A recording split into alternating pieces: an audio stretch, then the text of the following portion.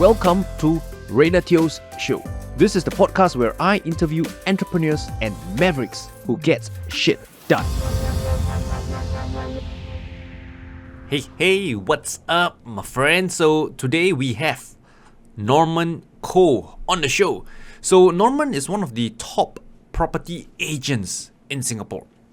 He has transacted more than $500 million worth of properties, and he made a whopping $1 million in commission in 2022.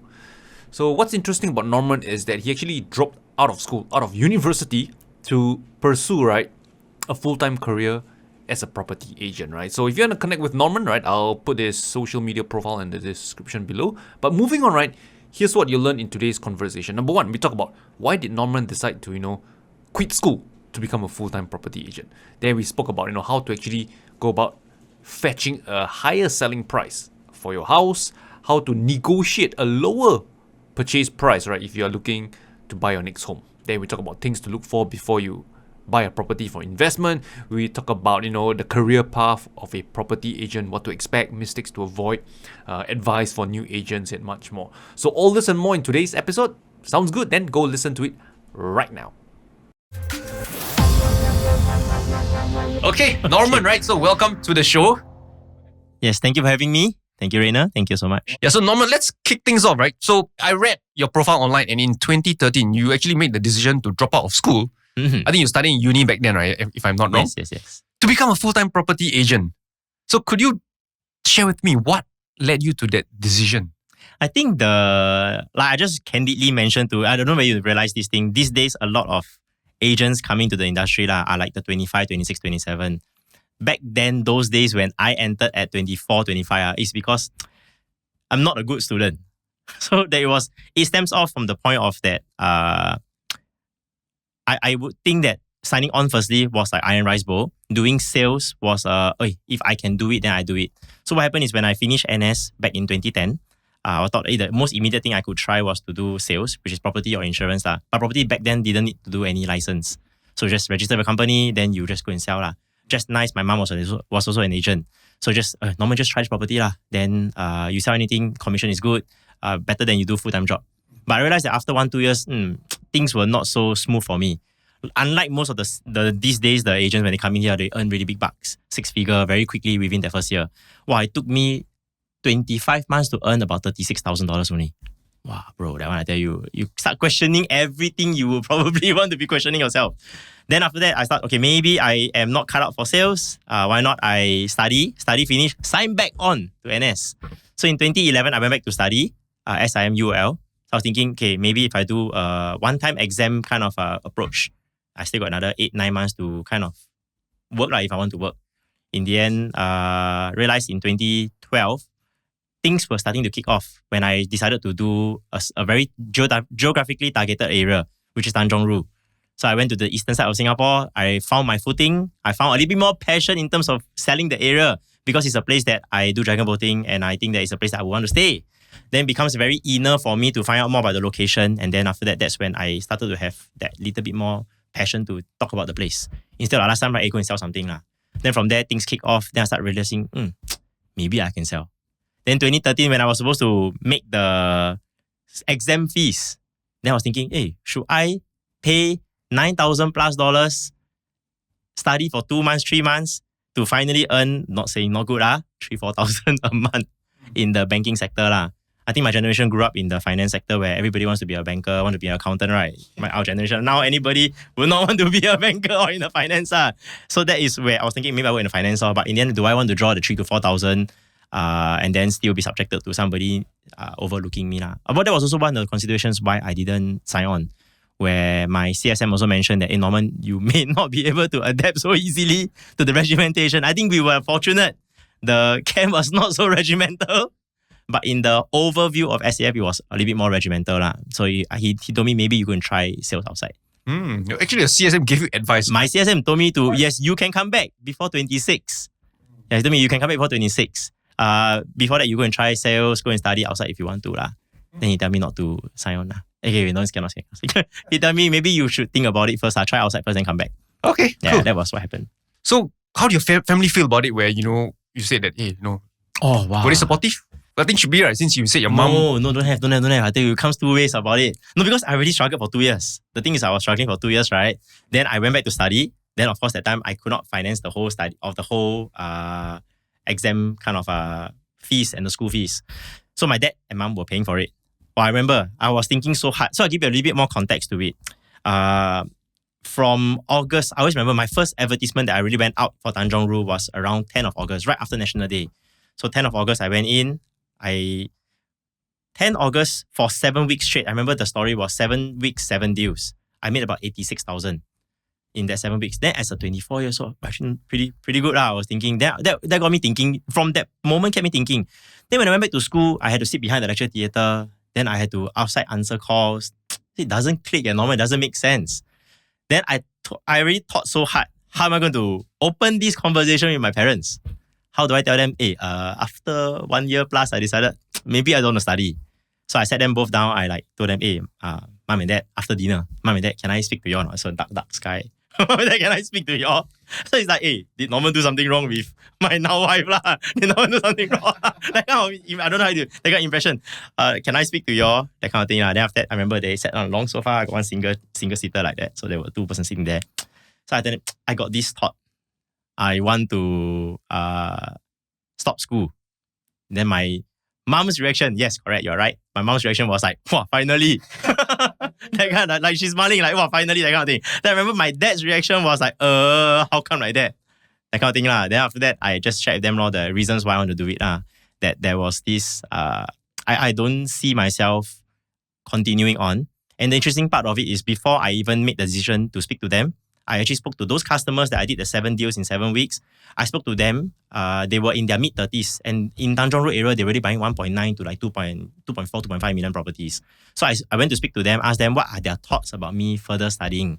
So the interesting part was like they all, okay, maybe I listened to what I want to listen to, right? 2 of them actually mentioned very nicely. They told me one was working in an investment bank. The other one was working in the bank only, just normal local bank. Both said the same thing to me. Say that actually, Norman, the degree only helps you to get into entry into the industry or into the bank. The next thing is that you still need to do sales. That's the first thing. They say, oh, still need to do sales. Wow, then I was like, ugh. After that, what happened is, if you want to climb the corporate ladder, there's a much higher chance that you may need to take your masters. Then I'm like, bro, I even take my bachelor, you tell me about my masters.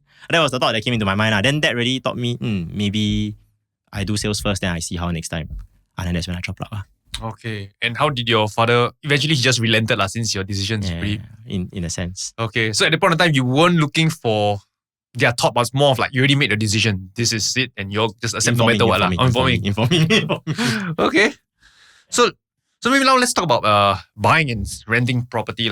So imagine, let's say you're helping a client to sell their house, right? So what are some things that you would usually do to help your clients fetch a better price? To fetch a better price, selling the place. Usually selling the place, what we want to do is we know that most of the... Okay, I sell residential property. I sell residential properties. We need to know that most people buys residential properties as a home. There is this emotional aspect to the place. Other than numbers, that means you see the price where 500,000, then you say maybe you can get something for 450, for example. Most of the time, it's really the emotional aspect to it. That means I come in here, easy to say is to make the person feel like they can really understand how to place their furniture, understand how somebody lives in the house. So when there's so much clutter in the house, right, normally most families will have you got kids, all your toys everywhere. The moment you have a lot of things or furniture or toys everywhere, it just makes them feel, hey, the place is small. But right, it's not small. Or sometimes a small place, right, you can just make it look very spacious by placing in table there. Then you can, for some reasons, I don't know why some people cannot imagine, but yes, with that table being there, right, then, I can place a dining table there. But it's very funny, but right, it's the space for dining table. Then sometimes an empty room will feel a lot smaller than a unit or a room that has already furniture inside. So we tend to, for example, if it's a newly completed condo, for example, it's best to put a furniture inside so that there is some form of imagination or some form of picturing that, I can actually place in a single bed with a desk. If not, they'll be like, this room cannot place in single bed, or this room only can place in a single bed, or cannot put in table. Once you play in all these things, right, they'll be, okay, actually can fit in. Immediately answers for it instead of what if, don't know whether can, that kind of stuff. That is one. So that's why we always say the 5 senses in terms of, don't say 5, 4. That means you can help to what Show Flat does, right? Where they have smell good. They have some music playing in the background, make you feel like into the mood. visually the thing looks better, you place your furniture in, everything. So yeah, unit cannot taste the items lah. That's pretty much about it. So if you hit the sensors right, the people feel that they can be staying in the place. Yes, there's a very much higher chance they will fetch a better price. So Usually happens. what I'm hearing is that you want to, as much as possible, make the place feel like Stay home to them already. Yes. So those with kids like me myself, better clear all the clutter if you want to sell. Make sure it's very... Yes. Okay, If got you it. can, that is one of the number one tip we'll say lah. Sometimes even old houses, right? Even if you do a fresh coat of paint, the house looks very different, feels very different. Then the immediate reaction when they go in is like, oh, actually okay, feels okay. Compared to something like maybe 15 years old, never paint the house, that kind. You go in there, it's like, oh, very old, very. Suddenly all the cost of renovating, but maybe not be so much, but they keep thinking, wow, my renovation is like 30 plus, 40 plus thousand, 60 plus thousand. But right, all these things can be done by a fresh coat of paint. Right. If you think about it, fresh coat of paint, how much only? 2,000? 2,000, next 2,000. Don't have so much, but you make the place feel very different. Okay, nice. That's one of the biggest tips I can say. Okay. Yeah. Then what about, let's say, now I'm the buyer. Say I want to buy a place. So how can I then negotiate a lower price now on the opposite end of the spectrum? Okay, so I started my industry, like I mentioned, I started with Tanjong Ru. I started with actually selling to or serving buyers in that area actually. That means people that wants to stay in the location, what is upcoming in that place, or what is the place about. So I started with serving buyers. The part of that is mainly also to talk about the pricing, right? Where sometimes at that point of time, I think sellers were not educated. I mean, it's until now also most of the consumers are not aware that touching up the house will make a difference. But because in the resale sector, there's a lot of disparity of price. The price is how somebody makes sense out of it. I think I'm not so bad in math, so I try to make numbers, patterns put together, right? Having a concrete, I would say, selling or buying angle, I present out to the agent or present out to the sellers. Then sellers will say, then start to make sense out of it. Why sometimes some price got like 80,000 disparity? Then I'll try to justify the 80,000 to 100 plus thousand difference. Then I show to my buyer, I think this is fair. But anything else near this price is actually already you can already trigger and purchase. Anything below is a bonus. So in the end, of course, it's a negotiation skill, I would say, that I can end up with this selling angle or buying angle helps us to actually get a better price. Yeah, it helps. Sometimes it's just about understanding the two different prices. How do I even put it this way? Facing height, condition, everything is also subjective. Put it this way. Facing height, condition. Height means talking about the floor level. Facing means you're facing rubbish dump or facing the sea, that kind of facing, you mean. Okay. So everything is in the end boils back down to one single thing called pricing. Like for example, even when we purchase our place, pool facing and unblocked, pool facing and road facing. Road facing is subjective. Some people say very noisy. But road facing tend to have a little bit more open kind of landscape view of the whatever is surrounding. But it comes with noise. Noise also is subjective to whether the person can accept, cannot accept. But of course, once you put out a number and put properly, right, sometimes you use it as an angle that, hey, look, I can be offering you road facing. Why? Because road facing is noisier, so it's lower price. But if unaware kind of customers, they may end up paying a similar price to a pool facing unit. It happens. Like for example, you're here, the view not bad. See a bit of trees here. But then again, the people that face the road, for example, that is not supposed to be at a premium price. But it end up, some people will buy, I want to buy the location, right? They end up paying that price for it. I see. Then it happens. So I'm curious, like you said earlier, you started off by serving the buyers first. Why not sellers? Okay, I don't know how to put it this way. I started with serving one seller in Tanjong Ru, which I didn't get to sell the house. Yeah, but then again, when the buyer comes in to inquire about this house, it started with, so my first 2 years problem was I kept trying to sell a certain thing, a certain unit, right? That was normal, agents just to sell something. But I think the problem comes in is that when the customer doesn't think that this unit is suitable for them, then I kind of drop them. I didn't want to spend the time to go and understand what were they looking for, what was actually their thoughts when they came to this location. So when I started to really want to be in Tanjong Ru at the time, I was like, I want to know why are customers or why are buyers looking at this place. So they will call into this listing. I will try to sell that listing. Then again, they will say, facing ECP. That the unit was already facing ECP. Then after that, people say noisy. Then I didn't click to me at that point in time until after I start digging deeper. Maybe actually they actually want the location. Then I start talking about the location more. Maybe there are other units that are more suitable for what you're looking for. And then that's when I start to bring them around to different projects in that location. That is what they're saying. I want a similar size. I don't want it to be facing ECP, as quiet as possible. And then of course, good price. And then just start moving around there. So the 7 deals were all actually in that 3 condos. Oh, okay. Yeah, they're just that sometimes also interestingly is, by right, most consumer can find these advertisements themselves lah. But I think again, they wanted somebody that's professional or somebody that's on the ground that knows the different comparative. Because I was already in that location and I made a conscious decision and choice to be in that location, right? To know what are the different units selling. Then I also can do a quick comparison for them that, hey, yeah, got this unit for this price, got this unit for this price. Then I do a quick comparison for them. Hey, now you have seen all the units lah. Which one is better? Yeah, because this led me to think that as a buyer, it's not difficult to just go property guru and just find whatever units that they want, then just reach out to their agent. Whereas rarely I hear like people, let's say, I want to buy a house, I find an agent. Usually just direct do it themselves, right? So I guess your value is more of comparative analysis and letting them know what is a fair price given what they're looking for. Then also I heard that sometimes if like agents, your co-broke, buyer has a people who want to buy, then the seller may not want to meet because they have to share the commission. Is that a thing? Actually, that one is not really. I mean, I started with serving buyer, right? Until now this year, also the same, right? Both buyer and sellers, they still work. They still work together.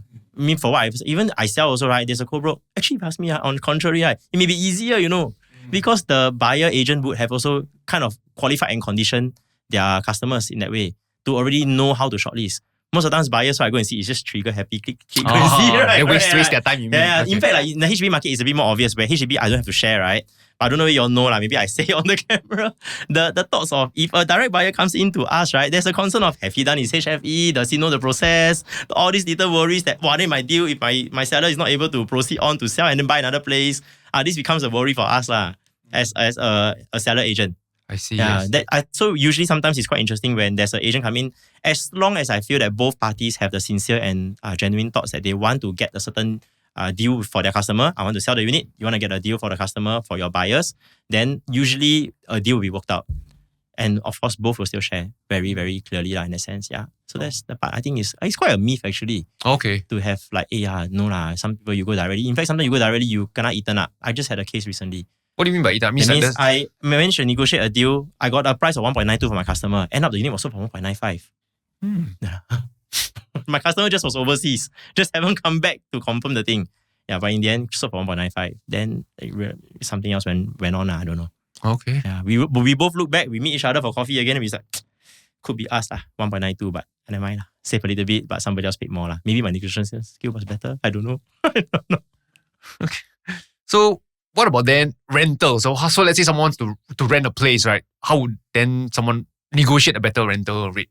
Oh no, rental is a little bit more transparent. The rental market is, you will see you don't really get a very big disparity of price.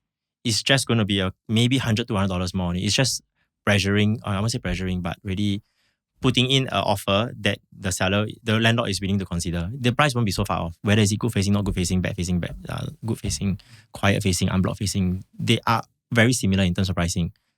So if that approach, sometimes I'll tell people, for example, if you are looking for rental don't need premium units. If that aspect wise But to really fetch, I think where the difference comes in, where I have tenants that I'm serving is how well you document the house when you're taking over the house. That will help matter. Because 2-3 years later, when you want to hand back, that is the problem. Because you stay for 2-3 years, that is bound to have something. Worse is those really stay for already completed for 5-6 years old, 7+, or maybe many people stay before you. Then it's a little scratches and dents. It's how well being documented. What is documented like? That means I will take pictures, take video, put down onto PDF. These are the things that's being noted in the house. Oh, okay. That will be what I would say value-adding tenants in that sense. If not, rental rates don't make much difference. Not much difference. Okay. I'd like to maybe take a step back. Earlier you talk about how to negotiate a better rate when buying a house. That I couldn't understand that part. So from what I heard is that you have to use the certain angle that. Maybe could you give me an example so I can understand how to negotiate a better rate if someone to buy a house? Okay, let's say for example, one of the best, just one method I will do is that what were the price that developers were selling back then? What were the differences in the premium? And then whether does it make sense? So let's say for example, if there's a premium facing, then if there's a premium facing unit that is for sale, then I'll probably show the buyer that, I'll show the seller side that, look, both sides also sell the same price one. Doesn't matter whether you're premium. For me as serving buyer Yeah. because most likely they will be same price. Then I'll tell the buyer side that, look, now that we are able to get something that is premium facing, but buying very close to whatever that was not as premium. And that is really an advantage for you or benefiting from there. But if I'm doing the other side, for example, this is the not so premium facing unit and this is the premium facing unit, I'll tell the buyer side or the seller side that, hey, look, by right, is supposed to have this disparity of price. Okay. Yeah, because most of the time, normal consumer will be, hey, my last 3-bedroom or my last 4-room flat was sold at a certain price, right? I want to sell higher, but don't really see what was the behind price before that. So just plucking out some of these numbers will actually help to, I think it's all about justifying certain things or certain reasons why you offer the price, then just randomly plug a number. I think the problem about negotiating or why sometimes negotiation fail is because some consumer just plug a random number and they just throw. Then you ask, you cannot make sense out of the numbers. But if there's a way to make sense out of the numbers, then there is a certain angle of, oh yeah, now I understand why you want to sell certain price, why I understand why you offer certain price. Then there is a understanding on both sides. Then where can we work a common ground? Okay. If not, if it's really, you want a higher price, you want a low price, then it cannot match on forever, cannot match. Then especially if let's say the seller is focusing a lot on this particular aspect and the buyer doesn't care about this aspect, then it's very hard to meet at that price. Yeah. That's why I say is one of the best way I even thought I teach my agent or I share with them is that in order to really both parties to match, both must understand that they want a win-win situation. I also know you want to sell high. High or low is really perspective also. Correct lah. How you want to deduce high or you want to say what is low lah. But making sense out of your numbers or not making sense out of your reasons. Maybe your replacement cost or whatever thing is higher, that kind of thing. Your renovation. You share all these things. Maybe you spend what thing. Then we can use that to both ways. Okay, maybe because the owner actually renovated this thing, spend this amount, or what was his consideration, or even sometimes how this house helped him to what also can. Okay. These are very small things lah. These are things that actually can help in a certain manner. It's just about understanding the story or understanding different position that they are taking. Right, nice. So let's say, for example, someone is about to work with an agent, right? And I mean, I know you yourself, you're an agent. So what are some of the things that maybe a person like me should look out for, like red flags before I work with an agent? Are there any like red flags to look out for? Agent. I think how transparent. I don't know. I feel I cannot say everybody else. I feel the number one reasons why. Okay, so I'm not like online do a lot of things kind of thing. Like this doing camera is like first time kind of thing approach, right? Most of the consumers that I have or customers that do long term with me do tell me a similar thing that I'm very, very transparent. Good or no good, I also don't mind saying one. I will just really upfront say, this is the concerns that I have about this place. I'll share them lah. So I think one of the red flags you probably want to hear is that if the agent starts saying a lot of good things about a certain thing, like a unit that they see, like, wow, this one very good, wow, this one really good price, or the condition is good, keep on saying only good things about this place lah. He's probably trying to sell you something lah. Yeah, then to really watch out in terms of what could potentially be a risk. Yeah, like sometimes even road facing, I would tell them, road facing, I would face a little bit more difficulty in selling because if there is a road and there's a quiet facing, both are similar price, there's a much higher chance that the quieter facing will go first. Then I say, of course, with that in mind, then of course, how much buffer of price or disparity of gap price that I can have in order to make it comfortable because this gap will always help us to exit lah. That will be how I work lah. Quite transparent. Transparency. That's one of your core values. I would say yes, very transparent. That's what my customer always say lah. They go to Norman, won't go wrong. Good or not good also he will say. Okay, yeah. I feel comfortable already. Okay. Then let's talk about clients. What type of clients will you then turn away and not want to work with? Turn away and not want to work with. Wow. I know what kind of clients I attract. Turn away I work with. I can only say, not how about to say clients that you dislike to work with? Like you just, kena this client, you every time headache, that you rather not work with them. Are there a certain profile that? Loud and no too much. The ones are a little bit more vocal and they already know so much. I don't know how to say is it know so much. Sometimes it's, how do I put it this way? The kind of customers that think they know it all kind of thing. They know so much kind of mentality lah. Like, I don't know, trading for example. I already know this thing, this pattern kind of thing. Very hard to make their mind open up to hear and listen to more things. They have a very fixed way of, okay, this is what I want, this is what I think. Then in the end, it doesn't, so like how I share, some of the customers I need to do in terms of understanding the prices and stuff, these people just refuse to listen. I just want to buy this thing, kind of thing. Then I cannot value add. It's just a buy-sell agent. Then you just want to buy something, right? Technically, I can't do much one. Then I can't do this. This one really, if yes, you come in, I'm able to match something straight away kind of thing, then there's nothing much to add value because they really want a specific thing. But customers that have concerns about, hey, Norman, should I really be buying now, that kind of thing? Or is this unit good for me? Then you'll be surprised the things I can break down. Like what was the pattern of how the condo transacts in terms of when the price is moving or the market is moving, what were the units being sold?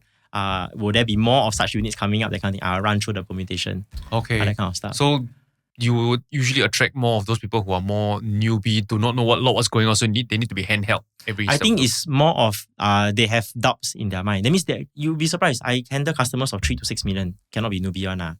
They are well educated. But everybody has a certain concern in terms of if I buy this property, for example, can I sell? Does it make sense for me to buy now $4 million?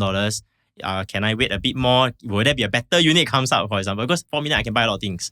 But they just want that little bit assurance in terms of using numbers to know that, or using analysis that, okay, this is something that you can consider now.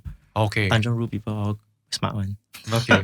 So Eastern side people are quite smart. till today, Tanjong Rhu is still your specialty. Yes, I'm still planted. Okay. Is it in particular Tanjong Rhu? Because there's Tanjong Rhu, there's Mayor, Tanjong Rhu, Mayor, and The few Bayshore areas. area. Okay. The lifestyle is very similar because I do dragon boating. I like water features. I like the nature, the active lifestyle. So it was a bit more easy for me to resonate to that location. Okay. I'm just like to hear, what is the profile of the people like who lives at that area? I mean, like based on what you have seen. Bankers. So they are like employees working in bankers. Well, actually quite senior position in banking. Very senior position. Tech. I don't know, you know, it's quite Indian populated there. I heard Bayshore, yes. Tanjong Rhu, yes. Yes, I don't know Bayshore. why they like these areas, I guess. I think when I started 10 years plus ago in 2010, it was not so many. Then I think it is very normal, right, for humans to congregate or to have a community as the years pass by. So I think as the years passes by, you start to have more. Then I also start to have more referrals from, actually I really love Indian customers. Very loyal.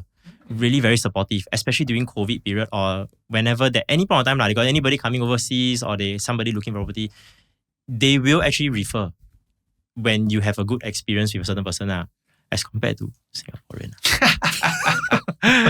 Can see Norman is very transparent. He doesn't just cite Singaporeans, right? Okay. Yeah, so that but most of them but yes, it's quite interesting. I think after COVID in the last 2 years plus, we do get a lot more Singaporeans starting to, when I'm selling for my customers that already stay there for like 10 years plus, the Singaporeans actually purchase in that location. Maybe the shift in terms of they want a little bit more outdoor space, because Tanjong Rhu, yes, really have a lot of nature and outdoor space, and the MRT just opened. So that could have helped them. Before that, it's so inconvenient. People would think that want to get to Tanjong Rhu is like, you have to drive in, or it's just like one road in, that kind of problem, that kind of stuff. But now we get a lot more Singaporeans going back in.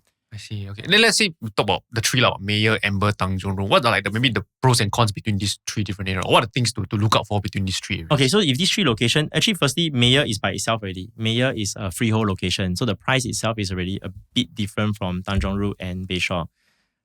Okay. Yeah? The other two, Tanjong Rhu and Bayshore, they share a very similar attributes or characteristics, is that both end up with a single road into the estate.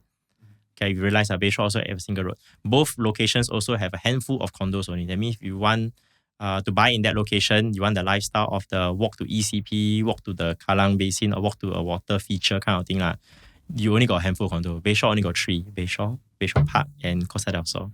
Whereas on Tanjong Rhu side, you have Costa Rhu, Pebble Bay, Water Place, Casuarina Cove, and Century Green. Don't talk about one more big one. The customers are very similar. It's just on two extreme ends. Whether do you want to be closer to city or further or nearer to EC or nearer to the airport side. But prices there are very similar. So on two sides. But of course, the Bayshore side, you have Bayshore Park and the Bayshore, which is a bit older. Whereas if you want a little bit more modern, then will be in Tanjong Rhu side. I see. But both already old. Okay. Old. 10 years ago when I was there, still not so bad. But still, the demand is there, demand is those there. areas. That's why, okay, wait, so if you talk about this demand portion there, yes, they are both 15 years or 14 years older since I went in there. When I went there, I remember Water Place was only, 6-7 years old, because they completed in 2004. It looks still good at that kind of thing. Now it's old. But the thing is interesting because there's always the whole concern about, it's 99 years. It's getting older. We have the least decay problem, right? But then again, think about it, HDB was so old, right? I think the understanding about property in Singapore is that 80+% or a big bulk of majority of the properties in Singapore are leasehold. Do they all come down in price? In fact, they go up. How old also they go up? So I think with that understanding of when I pluck out numbers and show customers, sometimes you just need to look at it at this perspective. And another perspective is that if this is a fresh 99 years development, will it be this certain price? Then you understand. So there's another way that we do calculate is that, yes, if it's fresh, I take a comparative new one, and then I go and divide down the land lease remaining. Then you see what is the present price now. Then do you think it makes sense now? Yes, sometimes there is a market gap. That means now if a new one is selling at 2.5 and then you're buying something that is like now 15 years old but for 2.1, 2.2 lah, then it doesn't make sense.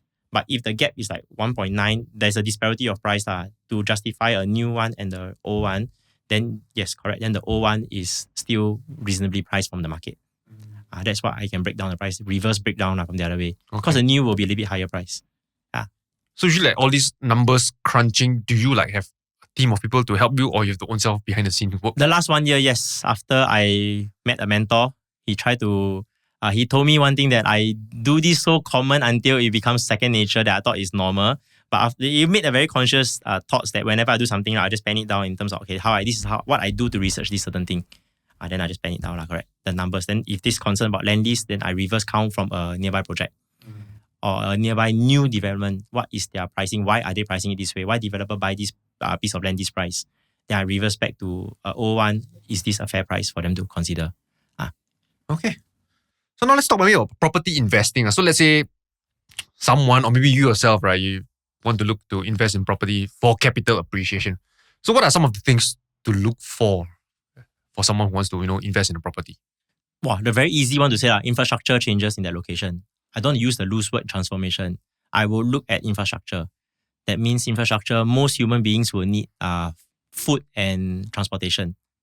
So whenever a government is building a plaza, a mall, or MRT station, or even just a bus stop to significantly enhance the location, convenience in terms of food accessibility as well as transportation, usually this one will help you. So all those ECP now, don't know ECP with the Thomson Eastern Region Line, all the properties there went up in price because the convenience becomes a lot better.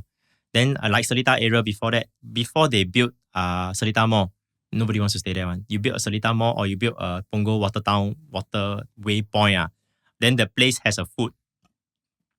Then this will help enhance the livability of the location. That will be one of the things that perhaps you want to see. And all this can be found on URA. That means when they pump in what they're going to build in terms of in that location place, what are they going to do there?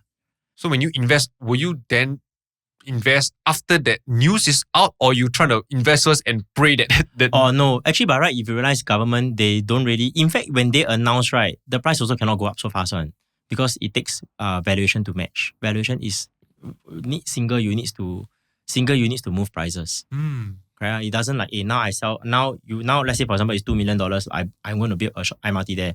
There's nobody going to pay you 2.3, 2.4 immediately the next 1 month, 2 months, 3 months. Don't have. It takes time to go even though like they know that. Already know and it's not like immediately the thing, boom, like play game, right? Shit come up. We all know Thomson Eastern Region Line is already going to complete. Like for what? 7-8 years it's been constructing. Every day I drive to Tanjong Road is not straight road means C road, not C road means zigzag road. The constant changing of road. But everybody already knows it's coming up. But then again, the concern of, construction, noisy, messy, all this will come in. In fact, during the construction period, you enter is the best because people don't want to stay there. That will be how it goes. But we all we cannot deny the fact that when this completes, it will add a lot of convenience to the location. And you will, we have seen it, more people staying there. So the whole Thomson stretch, yes. The whole eastern side, yes. There are more MRT lines completing. So it makes sense to maybe enter not at the start of construction, but maybe middle to tail end. Middle to end.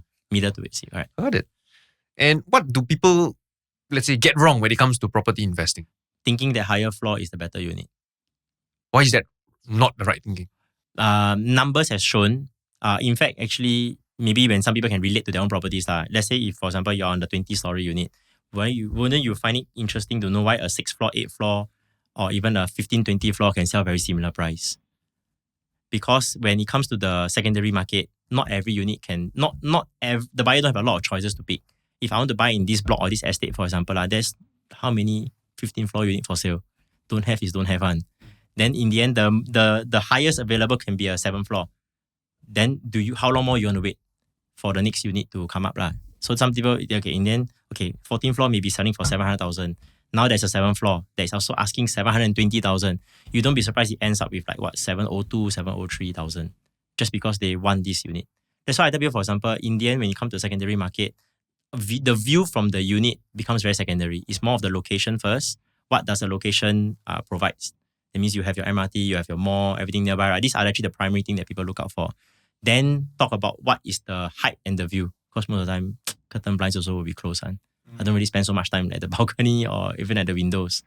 Yeah, so one of the biggest mistake most people take is I want to buy a high floor unit, because high floor in the end also have to break a ceiling price. Yeah. What do you mean by have to break a ceiling? Because when buy from developer, right? Yeah. Every level jump, there's a price increment, or there's a premium price or an additional higher price. Okay. Like now, your second floor and your floor, that time there were different levels. I think CGP was like 1,000, I don't know. 2,000 plus, maybe 1,000 plus, 2,000 plus per level lah. Yeah.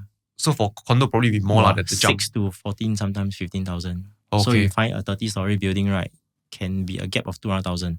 Between the highest and maybe the lower one. A 39-story or a 35-story and the 6th floor, for example, 30 plus story difference. The price difference can be almost 200,000. Okay. And then let's say you already pay a premium, then someone who wants to, let's say a resale, want to buy, they see the premium, they may not want to pay so much for that extra. They just settle for that lower one because the location. But don't be so extreme also lah. Don't go and like now you know this gap, for example, then go and buy the 3rd floor, 5th floor. So I say don't be so extreme lah. You can buy the 10, 15 kind of floor lah. But you be prepared and you be understanding that yes, they will likely or may likely sell the similar price range. Multiple times it happens already. I see. Yeah, many condos we have seen. In the end, because of the premium price that you pay, right? Because most time when we go in to purchase, you also have a budget that we are working with. Then you'll be like, I don't want to cross $2 million. Then now, because that person already pays so much, right, and you want to hire, I just don't want to pay his price. I cannot pay his price out of my budget. In the end, I have no choice, but I buy a lower floor unit. Okay. But that's just one of the few things to look out for. But would this, let's say, this profile of buyer, would this be applicable, let's say, to maybe, like, let's say, Mayor, if face the sea, then... Yes. So every is this location, yes, applicable? correct. So every location have their why people go there. Like, for example, if I buy this location, for example, I want to be near to MRT, I want to be near the mall. These are the primary thing that they come for. Then you need to, location of the place makes sense first. But if I go to Mayor area and I go to certain places like East Side, where people come for the view, right, then the view have to be in the consideration. Then yes, they will always pay for the view. So now maybe the tables have inverse. They rather pay more for the like best. I come here, right, there's no reason for me to look for view. Right, Yeah, I want the location. Yeah, right. You don't see building. So there's some locations that, for example, I go to Orchard, it's not talking about a full unblocked view and don't have one. You want because of the location. This kind of you don't go and talk about view. You want to buy the location first, then after that it's pricing. I see. Yes. So Eastern side, I know there's this aspect to I'm going to pay more for a view. They don't mind one. They also want to pay one. So in that case, when new launch comes, it's actually not a bad idea to pay for high floor because you might be here. Only a few units have the high floor, sea view, whatever. Yes. Okay. Yeah, so it's depending on the location, correct? Yes. Okay, thanks for sharing. That was really insightful.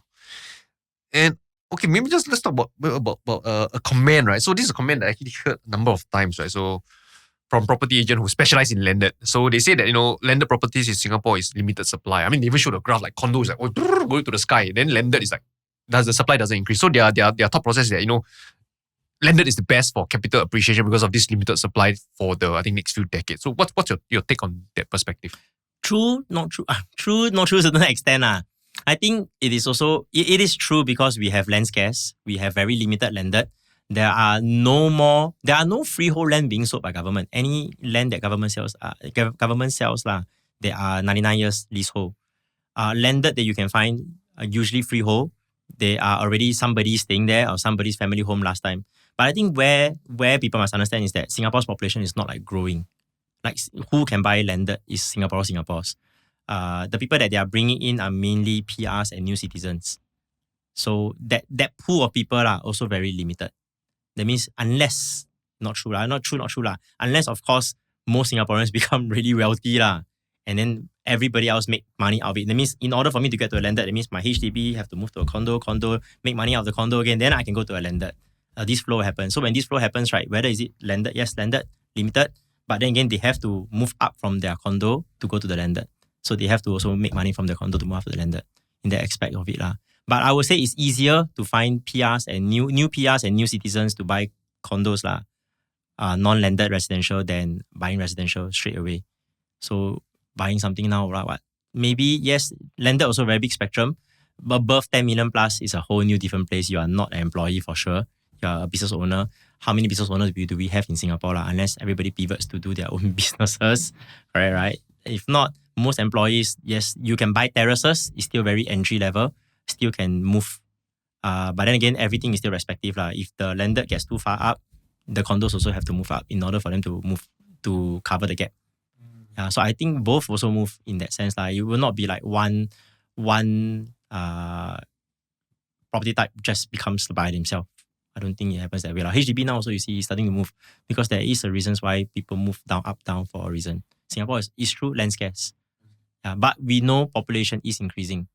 So with that aspect of it, there is a certain demand. But will everybody want to suddenly buy landed? I don't have the landed view. I don't have. I would prefer a single level condo for me lah. So I'm pretty sure lah. I speak to some of my peers, they will not have pests around also lah. Yes, landed give you the space lah, but then there's too much space for a wife to clean lah. I think wife is usually the one who have to settle. Right? Not the setter lah. The helper. Oversee the setter. The manager of the helper. Yeah, but I think there's a common thing because when I do this kind of like 3-4 million condo buyers, right, they can buy landed one. Right. Yeah, but I always hear the comments like the wife will tell me lah, then who's going to clean the place? Even though they can help her lah, then help her to clean. Then why do I need so much space? And also maybe a 3-4 million landed may not look as nice as a 3-4 million condo, which is very nice furnished inside. So that's another aspect. So that's why sometimes you say 3-4. Yes, because we must understand that landed is spread across multiple levels. So sometimes the 3,000 square feet or 4,000 square feet is spread into 3 levels, right? You may not feel the big space. Right. Whereas you take the same 3-4 million, if you go outside a little bit, you buy a 1 level 2,000 square feet or 1,008 square feet, you find a bit more openness lah. Got it. Yeah. But then again, it's really each to his own. Some people value space, really want the entertainment. We don't entertain so much. Sometimes the ego also, I live in landed. So that also, I think that plays a lot based on what I'm hearing. Yeah, so correct. So in the end, that aspect of it, we cannot control each to his own. But I think it's unfair to say that yes, landed is the only market that will go up in price. Yeah, both.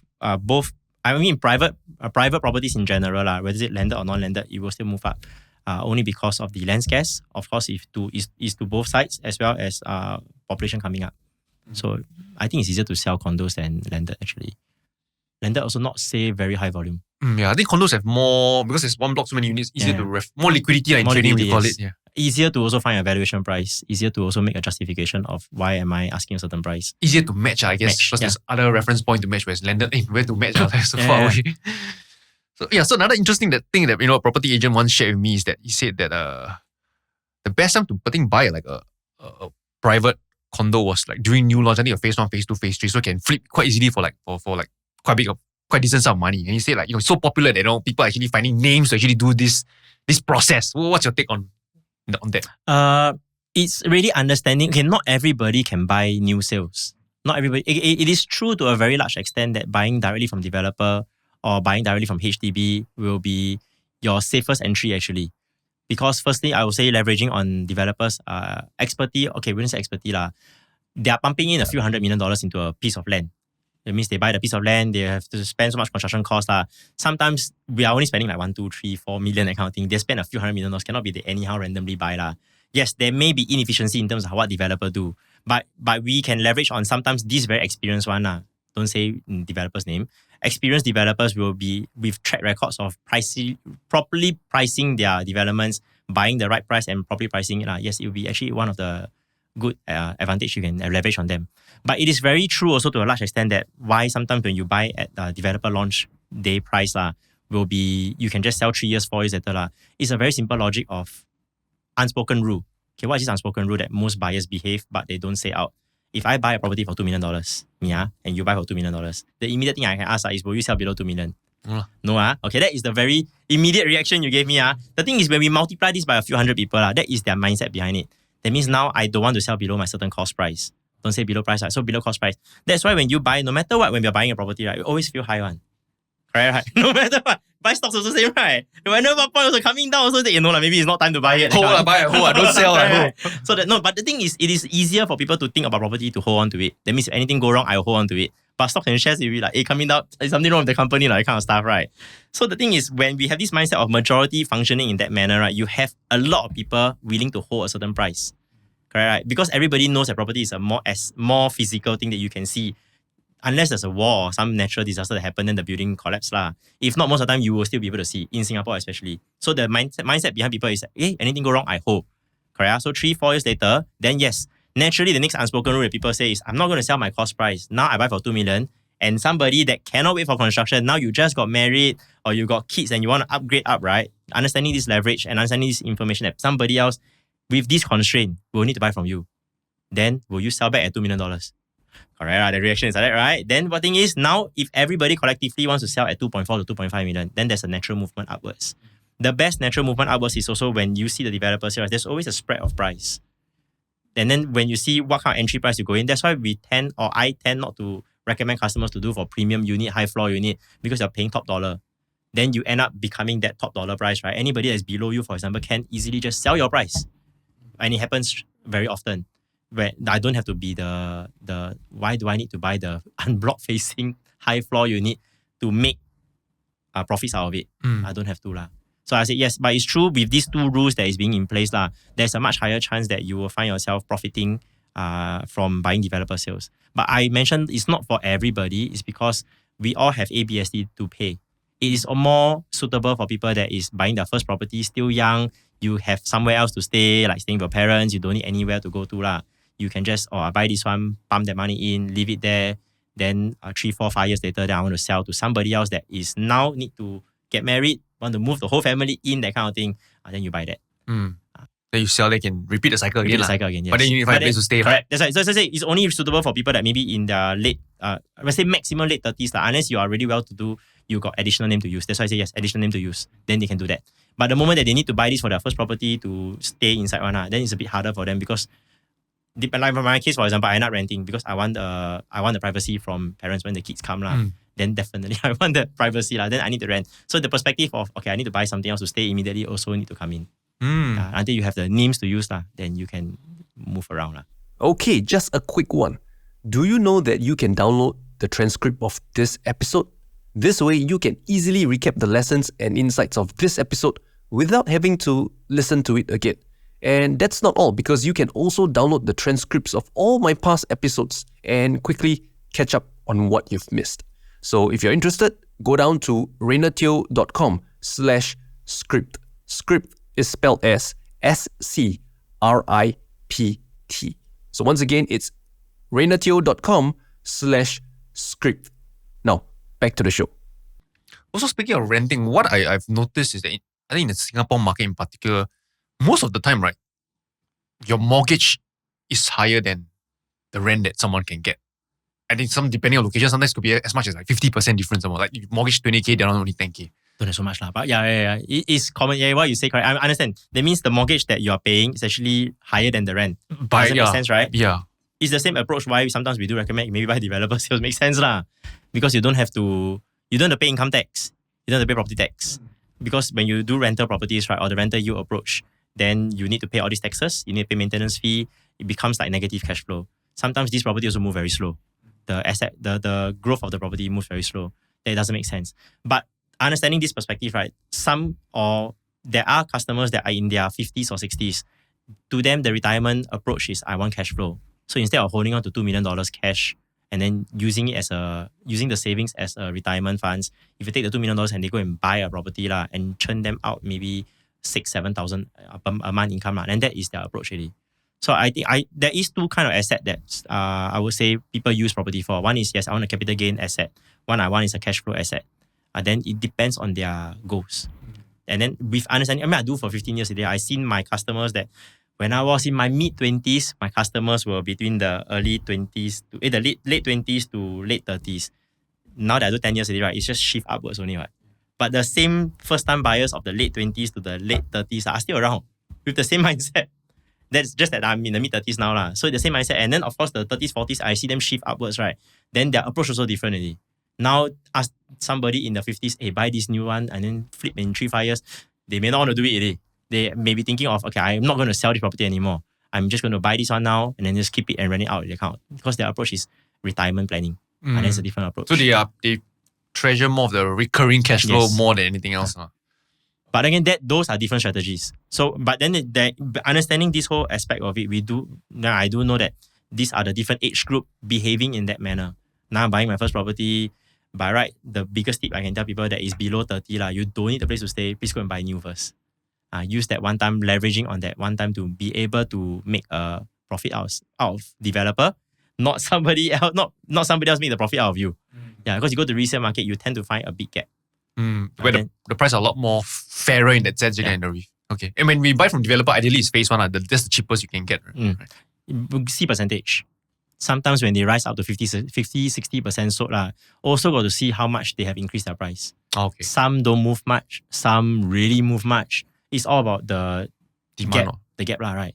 Right now, if you buy a high floor remaining, then if they already increased their price, your lower floor price may be $180,000 difference. Then you may want to consider this 180, is it a risk or you want to buy this location? Okay. So let's talk about maybe the property side of things, business now, right? So, with the rise of, I think earlier you mentioned social media, TikTok, YouTube, how does that, impact your industry? How does it impact my industry? Wow, there's a lot of young people doing videos now, right? Online gurus, a lot. I would say, I thought about this 2 years ago, where this rise of digital, digital audience or digital content creating kind of lead gen. I'll call it lead gen. I do have a lot of colleagues, of course, that they generate a lot of leads from online. Okay. They do get that. But I think ultimately, I also kept thinking, initially, yes, it's true. Initially, I was a little bit concerned. How come I might able to keep up with these younger people to do this thing? But in the end, I think it's all about understanding and attracting your own value. So in the end, I still have that customer pool that comes back to me or even reach out to me because this is what they value and what I do. Not of, this person is able to do certain things online, but when it comes to the actual executing, they're not able to do it. So maybe one day they will affect and may disrupt the thing. But as of now, I feel there is still a certain gap in terms of information that consumer is looking for. Then I still can do. I can relate to what you just said because I have a friend who chanced upon an insurance agent on TikTok. Then because I think provide content and talk quite useful, wanted to reach out to the agent to buy some policies. But after that, he didn't go with the agent from TikTok. He actually went with an agent, which I referred to because he compared both. He said actually the one that he referred to he feels more comfortable. So which is what you said, sometimes they can create content leads, but the execution may not be as well as someone who's more veteran but don't have an online presence. Yeah. Hey, that makes sense. Yeah. Now you help me to validate also, right? Yeah. Just that came to mind when you shared that. So what do you then see as a coming trend in your industry? Coming trend in my industry, informations are getting more and more open. Consumers are getting more and more educated. When you say information more and more, you're talking about the prices that's being sold at transaction. Yes. Okay. Means prices are very transparent. When I started in 2010, there's no find price one. Not online No, don't have. You can just go URL and find one. You can go to different platforms like Square Food. You can go to different sources. Ask the agent, can you extract a price for me? Unit number, price, when was it sold? Everything cannot reflect one. Last time when I started, it was just, ask the banker how much is the valuation. But I tell you now, most people also know bank valuation is also very subjective one. One big range of price. That's why I say in the end, I think at the start it was a market price disparity. Right now it's more of actually understanding the differences in terms of prices, the pattern in terms of why certain prices are there, why certain price now is a fair price. Then by understanding a certain gap, it cannot be too close. Then I think it makes more sense. Right now, of course, when information and prices are so transparent, and when I say getting more educated also is when, like for example, you say, buying new launch, agents will normally just go out and say, I buy new launch. But the why behind it, not everybody can share. It's just company educate or company want to sell a certain development, then probably they say, okay, this is the project of the month. Everybody just push the project of the month. I mean, no wrong. Because like any product insurance, for example, there is a product that you want to sell at a certain period. They give a promotion, that kind of stuff. They give a incentive in terms of what their project is selling happens. But then again, as we are getting more open and more informations are going out there, we tend to find consumers know certain strategies to be adopted. But then again, I think there's a gap now is where they don't understand at their age what is the best for them. That is the part that is different now, which I'm seeing that because yes, they all know, buy new, but then it doesn't suit me. Or now I want to buy this, but it doesn't suit me. That's why not everything will be like, one size fits all. That you buy new, sure make money out of it. I've done resale for so many years, also make money out of it. I've got customers that buy new, also make money out of it. So it suits different customers and different risk. Some people really don't want to every month pay a little bit of cash flow because when you buy new, you still have to pay the mortgage yourself. But you buy rental, sometimes you don't. Maybe most property actually by right can cover one. Most maybe just a maximum $1,000-$2,000 difference. But then again, I will let know. Are you okay with $2,000 difference? There is a reason why it's $2,000 difference. Maybe they buy a bigger space, a bigger unit. So that $1,000-$2,000 difference. I guess it also depends on the location. Some location more prime, maybe the disparity get larger. Yes, then some location more in mass market, the disparity is smaller. Yeah. I'm guessing. Actually, really depends. Like Punggol area, for example, the rental covers one. You buy a 3-bedroom for 1.5 to 1.6, the rental is like 4 to 5,000. Also cover one. Means your mortgage is about 4 to 5 or so. Yeah, 4 to 5, it covers one. Then, Okay. then in the end, it covers. So I think, but the thing is because information is so open, right? Before you purchase, the agent would probably need to tell you with it. If they don't tell you, then perhaps why I'm alive. No, they should tell you. They should tell you. Even my customer want to purchase, I'll tell them. Yeah, the numbers are like that. What? The EMI is this amount, your rental is getting this amount, then everything will match. Okay. Yeah. It shouldn't be so big disparity. It shouldn't be. Because if it's so big disparity, right, the numbers also don't make sense already. Why? Then instead you rent instead of purchasing it. Yeah, if it's 20,000 mortgage and you rent for 10,000, then bro, rent Why go and buy? We can take the money, do something else. Yeah. We can talk about that later. Yeah. Because I have a real world example for that one. Okay. Oh, really? Yeah. Okay. So yeah, I also online I read about this thing called the real estate blueprint framework that you developed. Maybe can you share more about it? I'm curious to hear. Okay, so it stems out from a lot of the things that I just mentioned just now, where I understand because I do for 10 years plus, there were certain pattern and trends that different age groups were performing and behaving. There were also different characteristics of different properties that behave and I would say perform. So it's all based on my life experiences of these property types, these customers that I have handled. I'm the kind that like to, for example, why I drop out of school, right, is when I sell to them, I go and meet them, then I talk to them, hey, do you think I should, do I think I should continue studies or to really drop out, right? Just because I want to know what were their thoughts, because they were a little bit more my senior. So I got this always try to understand what they're doing, maybe I can learn something from them kind of approach. So it applies until to now also. Whenever somebody wants to buy something, don't care whatever age, I still ask them, even though I'm older than them now, right, actually why you want to purchase at this kind of age or this kind of time? Then they will share their perspective. Oh, I raised up this amount. There's nothing for me to think so much about. Buy first, then I will want to have the money have my cash into the property first, then to try to time the property. To them, this approach. So to me, it's like yes, there will always be every year there's somebody buying property. Correct. So understanding this perspective of at the different age of people, this blueprint actually shares a different age of people. What do they do at that point of time? What kind of properties actually make sense? Why boutique developments don't really do very well? Why certain properties, big scale developments, not too big also to do very well? What are the layouts that are actually doing very well? The blueprint actually covers a lot of these things. Why floor plans matters? Why facing, does facing really matters? Does height really matters? Whether is it buying resale, whether is it buying new, whether is it buying old properties, does it fit what you're looking for? All these are just transparently laid out. Okay. Yeah, I lay out everything. There are uses for it. Buying old, you want space. Buying new, you want a little bit more assurance of neighbors not undercutting your price. Buying right at stage 2 where it's newly TOP, it works because some people just don't want to spend so much on renovation. So all these different stages actually make sense for a certain customer. Not anybody wants to buy brand new or buy old will make sense out of it. Then in the blueprint also cover the market direction. That means actually the numbers are very open from URA. What are they building? What are they selling the land? What is coming up? Everything can see one. The supply and demand every year can be seen transparently. How many population growth? What is the direction that government is building? Where are they developing now? Like we all know there's a whole freaking cross island MRT. Oh, sorry. There's a whole cross island MRT that they're building. All these are already there. But some people just don't know what they're building. Like the whole Thompson, all these are there already. Just that some people maybe too familiar there, never spend the time to understand. And then that will be where I also cover what the government trying to do. So this is a blueprint to understand the whole thing. So this blueprint, they understand, is it like it's for your own reference or with other agents that you will reference this blueprint? No, it's what I use. Okay. What I have understood and made the mistakes for, I would say, 10 years plus. Hear what people do. Not say hear, really see their own customers do. What actually were their thoughts behind it. Then from there, moving them around. I think the assurance and the validation for me was that the customers that stay with me for 10 years plus, fortunately, I never make losses. Then, but it's through this understanding that a certain framework is being executed that can be made better. And then I got this thing out. I think different methods of trading also, for example, these are these different things that I look at.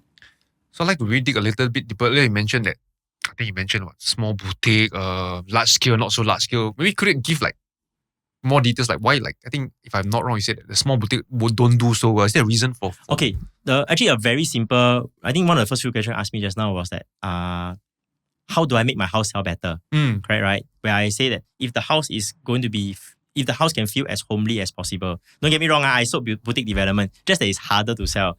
Only because sometimes a boutique development is not so homely in feel. As in like the Facility, exterior? the exterior, Okay. the facility, you don't come in like they can picture their kids using the facility. They cannot picture, they feel that, lack of facilities for their kids. Then I buy, it defeats the purpose of buying a condo. But then again, there is a reason in the end why the boutique developments have a lower price. Because then again, 99 years bigger land development can actually supersede a beside development that is very small scale, boutique development, freehold, but still cheaper in price. Because people or families will still weigh towards, I want a bigger condo where I have facility for my kids. But also one of the more mathematical explanation is that bigger the condo, easier to do valuation. There are transaction volumes. But the boutique ones, maybe 16 units, 20 units, harder to sell. So boutique are things like, I think less than 20, 30 units. We Less call than this 30 boutique. units. Okay, boutique. Or sometimes the land less than 30,000. Okay, Very so small scale. okay. Yeah. Then what's the other tier? Is it like a not large scale but mid scale? Okay, the mid scale one. Okay, only because of lately when they do en bloc, then they got all those mega development, 1,000 plus units in the market. Usually most condos will be 400 to 600 units. Okay. These are the mid tier already. Then there are larger one like 1,000 plus. There's also like 2,000 plus in one condo. I think Treasure, I heard. Treasure, Oh, that's 2,200. But again, so you see when numbers comes in, right, doesn't mean 2,000 plus. So the immediate thing people have is, hard to sell. Correct? I think there's a lot of liquidity there. A lot of people can buy, sell easily. Yeah, so in the end, correct. So in the end, the actual fact is that there is more liquidity, there's more valuation to match around the price. Yeah, so it is true to a certain extent also. In fact, as a home buyer, there will be choices for you if you want to buy a condo there. Yeah, so many options available, Yes, right? correct. Yeah, because the pool so many units there. But I think the understanding is that people must understand that even with so many number of units, it's not about whether you can sell or cannot sell. You can sell one, but it's just that the first question is you can sell, and it's not sell loss. It's just how much profit you want to sell only. Still sellable, still able to exit, and okay lah. Then for you, let's say for preference, like condo, what type of size of condo would you lean Actually, I more prefer towards? those like for not more than 600, not more than 500 plus units lah. I'm the kind, I don't know, I think me, it's a bit more private. I don't like a lot of people around. Like you go down, it's like a lot of people kind of thing. Okay, so those 2,000 units one, not only the land is big, but because there's so many units, it's actually quite densely populated. So I'm guessing. Yeah. Oh, okay. But I think Treasure Tampines is a bit different. Because they are not like normal condos where it's like 20 plus story high. I think if I'm not wrong, they're only like 12 or 15 story high. So you don't feel like it's like a very tall building. Most condos now is about 20 plus story or even 30, 40 story. This kind can feel very, I feel can feel very, for me, very pressuring. Like something so high, not tall but everything something so high there, that kind of thing. That would be what I would say. So sometimes I think the height of the building, the density, but Treasure is because of the land being big. So they spread out everything. You may not see a lot of people around. So they've got multiple pools around. I mean, it's just their own cluster there. You won't go use everywhere. I think too far to walk to another place. I would say so. Reminds me of, I think I went to Bayshore. Wow, huge. Oh, Huge. huge. What the space is like, I can drive never still have it in You like must the condo. drive inside. You cannot walk. Huge, man. Yeah. So I think I was also looking online. I think today you lead a team of about 20 agents from what I read online, right? So how does that arrangement work? Okay, so real estate has two. So I think the aspect of it will be different. In real estate, the very common route is that the leader will do recruitment, or there are people that join the leader, and you just join in as a sales agent. That means a normal, you run by yourself, self-employed, you run by yourself. What I do is because I'm also trying to scale. That means as much as my knowledge is being passed down, I want to make it in a way that is whatever that I know is being able to pass down to my team, and that they will using the same kind of framework to pass down to their customers. That would be what I'm working with. So we're working in a partnership. So as much as they are, first is I want to scale up. That means I cannot attend to. So the first thoughts coming when I got my second kid, there were time restriction that I cannot handle. So I want to solve the first problem of every appointment. I want to be able to have a Norman inside there. That we want to do, right? How do I upskill my agents to be able to be there? So I now start training up my agents to be able to see things how I see, how to analyze things how I analyze. Then they're able to deliver that to the customers. So try like clone yourself Clone myself in a sense. That's why a lot of things now become very more framework and structure properly, so that these informations can be handed down to somebody else. Okay. And let's say if they close the deal, you just take a cut of that percentage. So it's a win-win for both everybody. sides. So I cut my cut of my own. So in the end, I think it worked out quite well because I started doing it in mid of 2023. though initial plan was, I'm going to lose some income, right? Whatever customer I have, I'm going to cut a share of it. Oh, means you give them your my own share. potential Yeah, customers. because nobody pays. So I cut off from there. But I realized that I save time. I think not just save time, but I'm also able to impact another group of people by having myself detached out. Then the flow happens. So I think that will help. That helped me in that sense. So the team that is, when I mentioned this thing, that yes, I lead a team of 20, but not everybody is directly handheld by me. Or not say handheld, but directly working partnership with me. There's a handful that will be that working partnership. The other handful is that you earn your own commission. You earn your own, you go and find your own, you source your own customers, source your own leads, then you handle that kind of stuff. So then how would the other half benefit you, since you don't earn a cut and they just on their own? Benefit me? Team overriding, there's still a small percentage of okay. company, yeah. Then those Very that maybe small. directly under you, the percentage a bit larger lah. Is that the case? Yes, a cut out of it. Yeah. Okay. Right. So would it be common, like once they reach a certain proficient level, then they kind of like do it on their own? Actually, it's the same as, like I shared before, there was some concern that some customers, I like to talk to my customers, say, Norman, you need to, like, after your agents start to be very well experienced and equipped, they can go out to do their own thing. Then I think about it, actually it's the same as bankers also. Once they build a customer pool, they go and do their own thing. But after that, they start to go back to the bank again, because sometimes the main source of things, I would say discipline becomes an aspect of it. Being consistently able to want to be able to do the same thing, a bit hard for most people. Because I think one of the common problem about the self-employed or business owners is that how motivated and how I would say how focused you want to be working on your business. Right? If not, you have too much time, you end up with no time. That's what I see. A biggest problem with real estate salespeople, where the motivation to keep going is hard to find for them. Yeah. Unless they know the purpose. I think for me, when I started, it wasn't the money-driven thing. So I tahan for so long. It's like I go to Tanjong Rhu, I'm not selling because the location is cheap. I'm selling the lifestyle in the location. So it becomes, I'm so excited to sell about the location. But it comes to a point now is I'm so excited to tell people what strategies can help them. That will be the different aspect. Instead of looking at the money. So I will say the money is really just the income and the revenue is really a byproduct of how much information I'm giving out. That's pretty much what I'm doing. So now that you have like a team of 20, what are some challenges that you face when you're trying to scale up this operation? I think I'm a messy, neat person. Organized mess. The structure and framework is, there is so many, I think doing sales or business, there's so many movable parts that there's no one size fits all. There is a certain template can be done, but every customer comes in with different problems. Right? It's that part that I'm trying to handle where, then they will just come to me straight away. Where for now, I still can come to me straight away to how to handle these issues. Because it's so many variable portions that people concerns about this thing. That is the part that I'm trying to adjust. There's no one size fits all kind of approach. That's the issue, the product solution problem that I'm having. Lead generation now is actually the least of the concern. It's more of the product to fit the problem that the customer is facing. Yeah. And for lead generation now, it's mainly referral, I'm guessing? Actually, still got cold lead gen. Facebook ads is still running, like Real Estate Blueprint is still running out there. So there is still this lead gen to solve this problem. When you say Real Estate Blueprint is still running out there, I'm running ads on how this framework and blueprints will be able to benefit this person. And this targets like consumer like me, people in the market looking Yeah. for property. If you are. Then do you have do you run the ads yourself or you have someone else managing? Somebody else runs. Oh, somebody I does it tried for to you. do it myself. I cannot. For me, blood. I realized that I just let somebody else do it. It's a different skill set altogether. Yeah. I'd rather not get my hands to do it.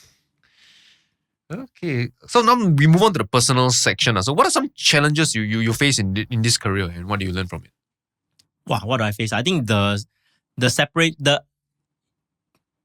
people come into this real estate thinking that the timing is so flexible. Like initially when I dropped out of school, I was thinking, I can just work part-time and then I can do my studies full-time, that kind of approach. But the industry or the real estate requires not flexible timing. Like for example, my 5 o'clock appointment, for example, is like, 2 o'clock or just now at 1:30, tell me, Norman, can I see you at 5 o'clock?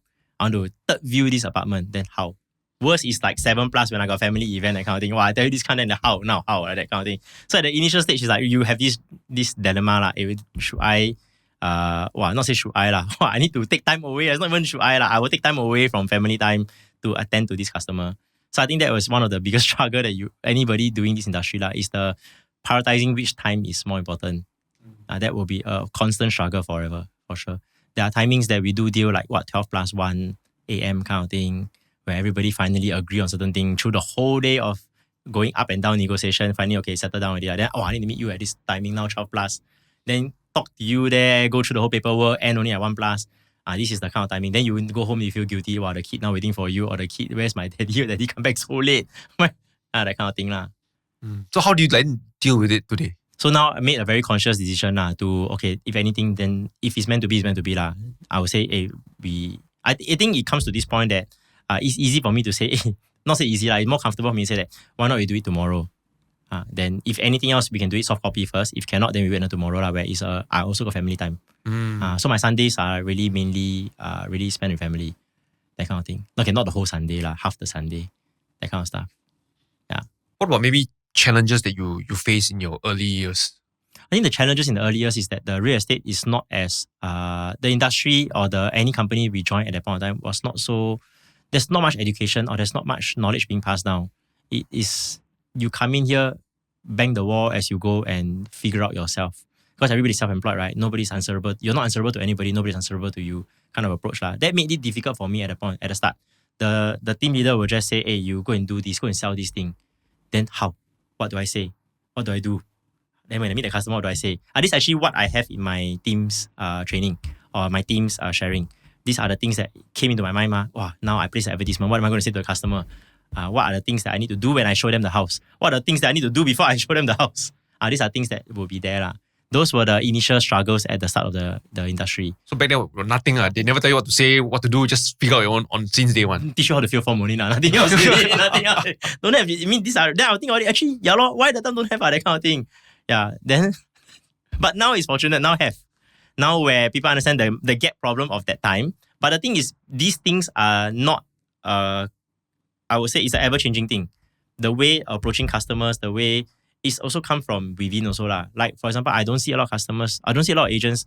Most agents that join the industry really is for the money, the income lah. True lah. It's really it is an industry that you can earn big bucks. But it's ultimately I think to stay 10 years plus and to stay consistent and to build the whole thing lah stems from within. You want to be driven by the money. Very hard to stay like 10 years plus. And I really respect. I see myself also. I respect a lot of people that stay 10 years, 15 years and still doing very well. There is something that people can learn from, that they are how they run their business actually keeps people coming back. Not just a constant advertising or constant just keep doing work. My plan in the near short term, maybe 5 years time, I don't want to like constantly hands like on the ground, but be able to have more Normans. Right? Okay. Then I can impact more people. Yeah. So maybe let's talk about the early years. Like now, I mean, you're so much more established, the leads coming more easily. But early days, I don't think the leads would be so easy coming in. So how do you then go out and find? Those days, really, I did the initial stage of... That's why there was so much doubts in terms of me, whether should I go and sign back on army or should I just... Because I think that time, I'm physically fitter, stronger. Definitely. SAF is really don't waste my time, easy, that kind of thing. But the thing is, so when I was doing all the what the newbies would do, door knock, you slot letterbox flyers, you do your day-to-day. My schedule when I was new at the time was morning, I will slot letters in HDBs. Evening around 5:30, I'll have my dinner. 6 o'clock, go and door knock. Until 8:39. Then I start thinking, wow, the leads don't come in. Leads come in, so I cannot close, cannot convert, cannot get my exclusive, cannot do anything. You start questioning and start doubting, hey, is this right for me? Is this what I want to do? Is this really something that can give me income until I'm like, married and got kids, that kind of thing lah. You start questioning all these doubts lah. That's why initially I was thinking, since I'm also not, I cannot say educated, since I cannot get into a local uni, I don't foresee really climbing the corporate ladder, knowing that I'm a bit sometimes mischievous. Then I was thinking, maybe I just go to SAF. That's why I keep thinking, I don't know, I don't know how to explain. From the point of when I left SAF, that I almost signed, I don't know, I finished the SF selection. So I cleared the selection. I was just, okay, sign or don't sign only. Then don't sign, okay, maybe I should do something for like 2-3 years outside, then I can think about signing again. So that thought in my mind kept constantly coming back. So I'm really, until now, still very close contact to my DCSM. I give a lot of credits to him for his advice, for his words of wisdom. words of wisdom. Yes, you like to now say like, yeah, don't have me. You also don't have this kind of results now. I tekan you during SAF. That's why you got all this discipline, all these thing, right? I mean, I also give a lot of credits to how SAF has, commandos in that sense, how they have nurtured and shaped the way I take on struggles and challenges. Yeah, I think anybody in past commandos mentally also a bit stronger because the distance that we walk is a bit far. It will not take any normal human being to tahan the weight all the way in that sense. So I will say at that point in time, my thoughts was it was a very easy way out for me since I cannot study so well. It's just take my degree finish, go back to SAF, just take the Iron Rice Bowl path that was my constant thoughts until 25, 26. So even in 2013 when I decided to drop out of school then TDSR just came in. I tell you, I also had the thoughts. And the income immediately dropped from 2013 when the market was slowing down. Then that thoughts kept constantly, can I keep? So when 1 year passed, can I still do the same next year? Then can I still do the same next year? Because it's like, there's no fixed income. Next month, how? Next week, how? Wow, this week, no sales. This month, no sales. And they will always come back. So that's why, in the end, I think the assurance, I also know why people cannot stay in real estate for so long is because that pressure and that stress of, what happened next month? We will be, there's no answer to it. Yeah, then that's what happens. But I think I found my footing. And earlier you mentioned like 7 weeks, I think you closed 7 deals. Yeah. What led, or what are the things that had to happen for that to happen? I think the selling passion and the selling angle was very different. Last time was just take this property, you help me to market this property and go and sell that kind of thing. But the difference came in is when I took a very conscious decision to be at Tanjong Ru, the starting position to be at Tanjong Ru. So the immediate reaction is like, why I want to be in Tanjong Ru? I dragon boat, I see the surrounding there. To me, it was very natural for me to go and visit URA, see what is there. I took pictures of the place there. I set up my own deck or presentation about this whole location, what is upcoming. Then that already helps me to stand out different from every other agent. Because when I go in there, I got certain presentation. You know what's happening in Tanjong Ru now? You know why all the roof is the same color? You know, all this is the URA prescribed kind of characteristics that all the buildings in that area that have to have the same roof. Then after that, you know what is happening in the empty land, what is the URA plan for it. There are pictures and models that they replace there. I put all these things. So it helps me to separate between a normal agent that just sell the house.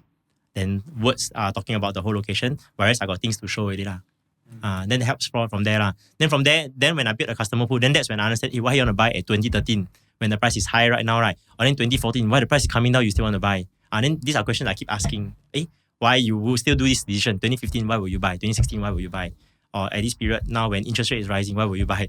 Then this constant me when they buy it, right? Then I like to meet them, chat with them, ask them, and then after that from there I understand their aspect of it. So kind of like friend nowadays, yeah. Maybe that's why they come back to me after 10 years, right?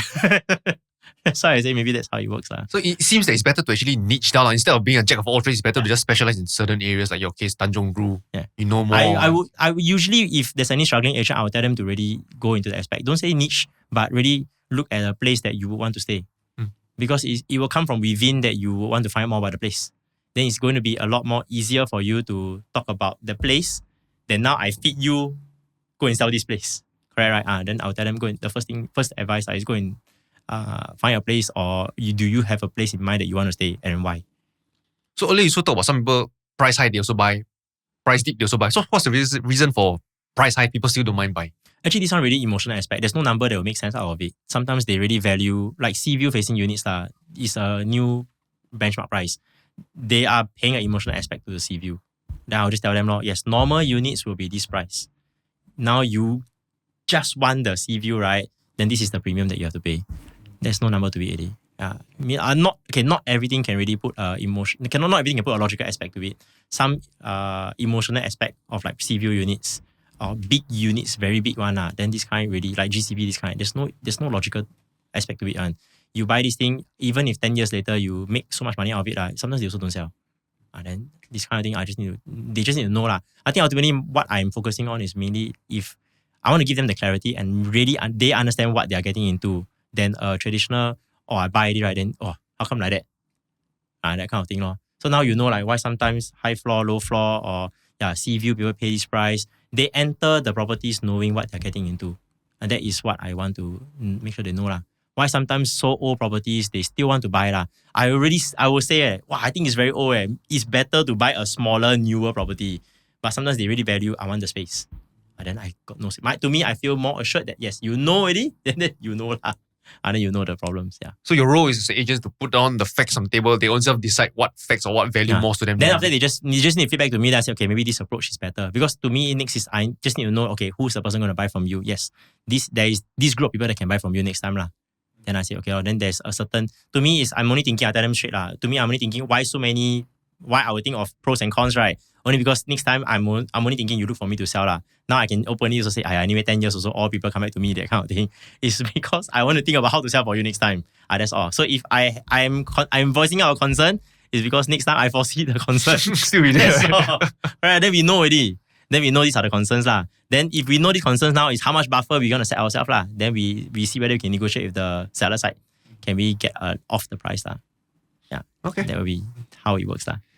So if you could, start all over again, what would you do differently? Looking back now. Wow, very cliche. I'll start earlier. Start earlier.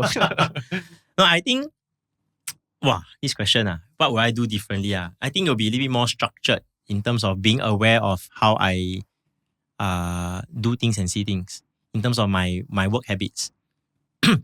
I started to, when people start asking, I think the last 3 years when people start asking me, I feel that I come from a point where I don't want to talk about my family a little bit lah, where my parents, my dad was bankrupt for 13 years, as much as I know. So from my 0 to 1, my family is bankrupt. So to me, I don't really see them very often. Don't have that motherly or fatherly figure. They're always out working lah. So it's only me and my brother being mischievous at home, lock our teacher out of the house, that kind of stuff. So that was the approach. So I think the whole aspect of having, I would say, growing up, just kept struggling to figure out things. I think that helped me to also know that a lot of things I figured out by myself. So I feel that at the start, if there is a certain mentor, or I would say certain very clear training, or being very aware of how I do things and able to have some form of validation of, hey, you're doing the correct things. It's only in the last 3 years that when I start to have, actually what I'm doing makes a lot of sense. If not, to me, it's normal. Shouldn't agent be doing this? To me, because that was how I took 2 years to figure out how to make the business work right. Then it's only when I start to figure out, sometimes you also have self-doubts in terms of, how come the thing don't move so well? Why are things not turning out the way it's supposed to be lah? Everything done correctly, ma. But then again, sometimes I cannot control everything. I think it's that point of, okay, then if making sense or even being very aware of certain things that I'm doing, like how I see property, actually it's very weird one. I know how to break down the price, where to source all the numbers, where to break down or certain concerns that people have. Okay, let's look at the numbers properly. To me, it's very second nature to go to the different sources to click, put in together the data and numbers, then then show and see, makes sense. Why this number makes sense. So to me, it was very second nature to go and pull out all these things. But it wasn't second nature for me to explain to somebody how to do it. Yeah. So in the end, I think if there's one thing that I would say make it different was how did I even put together the first deck? How did I have the flow of what is happening in Tanjong Rhu? Actually, by right, every location also have the same thing. Correct. Then with that aspect of it, anybody can be able to understand their location much faster and clearer. Then I think that will actually be something that I'll be looking at. Being aware of being more aware of the structure and process that I'm doing. Yeah, will help learn faster. So for let's say the other teammates that you have, 20, I think half is with you, are they also specialized in Tanjong Rhu or they specialize other areas? They specialize different areas. West side also have, east side, northeastern side also have. Okay, so spread across. That's why I say with this structure, right, then they easily know how to break down a certain location. So there are actually, I would say, PDF or PowerPoint slides or templates of locations and everything. I'll just put that on it. Just plug out everything. You know what to look out for the location, URA, what's happening, and then just plug. Then you know the location very well. So it's like a templated, but right, this one can be executed in every different locations. Then you know what are key things to look out for in those locations. Everywhere got their own plans. Everywhere got their own story. Like everywhere got their own audience. When I started, right, I think Yishun very far. Or I think Choa Chu Kang very far. But then again, doing more than 10 years plus, everywhere got somebody wants to buy one. You cannot get a minority. You want Choa Chu Kang people to move all the way to Pasir Ris, Tampines. Wow, bro, hard. Right? I ask Pasir Ris Tampines to move to Choa Chu Kang. But you ask Choa Chu Kang to buy back Choa Chu Kang, have. Buy Tampines have. You want people to buy Jurong back, have. Yeah, so in the end, it's not a matter of every time it was so far. Far is perspective. Yeah, nice, good, far perspective. I would say lah. Yeah. And what advice would you give to someone who is just starting out in this industry? I would say the first 3 to 6 months, really explore what is your comfortable prospecting method. Because there will not be one good prospecting method. Like for example, one of the biggest mistakes I would probably say I have during this whole 10 years is that there are many shiny prospecting methods that comes up. That means when I started, I was classified ads. You know what's classified ads? Wow, that's old school, bro. So there's always a property section, right? Where you place the different districts, the different properties. I started with that kind of generation where property classified. Now don't have it yet. Now have or not? I don't know. Then become property guru. Then Facebook. Then IG. Then YouTube. Then after that, content creation. Then after that, TikTok. The prospecting methods will keep changing. Door knock, roadshow, giving out flight. Actually, the prospecting method really a lot of different methods. But there will always be times where you start questioning your method. Or you start thinking maybe this method works, makes sense. But not everybody can door knock. Okay, just put it this way. Every audience or everybody that responds to a certain way the ads is being placed out attracts a different kind of customer. The way that is being, the way the customer wants something from you and the way they behave when they see you or they talk to you is very different. The way you follow up with them is also very different. Somebody that you roadshow and door knock get to see you lah. It's actually easier for you sometimes to actually talk to them again. Whereas somebody that you meet from like really, whether is it flyers, whether is it mailers, whether is it from YouTube, whether is it YouTube, yes, you can create some authority, you can do content creation, can create some kind of authority. Then it's again the agents, how they do a product solution problem. So I would tell people, for example, you go and explore as a new agent, explore what is the best method that you can resonate with and your customers can resonate with you the most. Then try to go deeper into this prospecting method than to spread out again.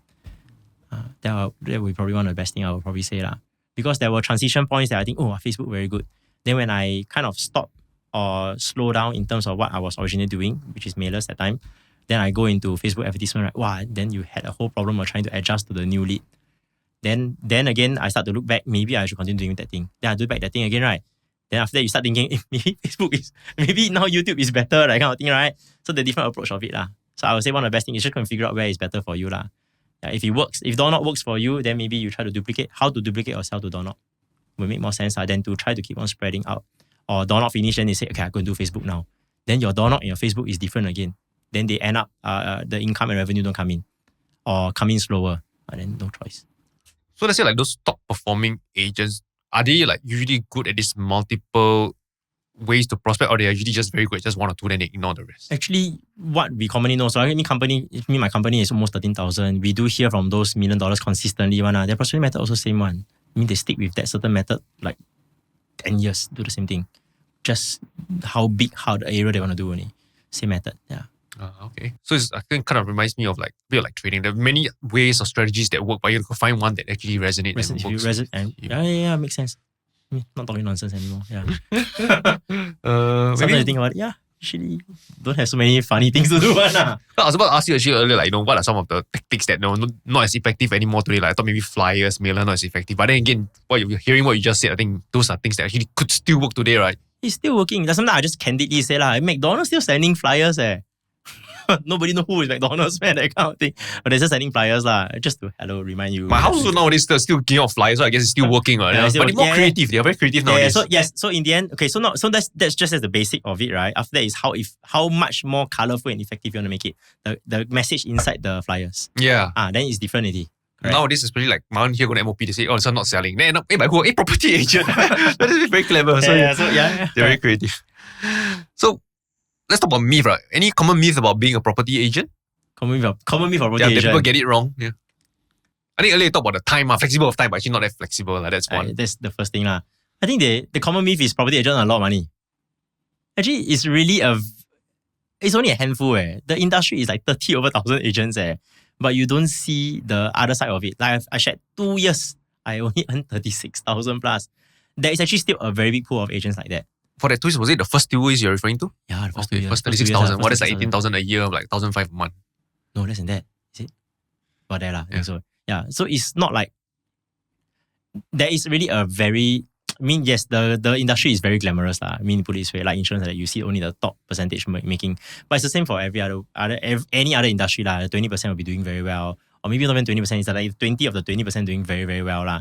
This is what commonly we see in the how agents are being placed lah. Yes, got flashy cars, dressed very branded.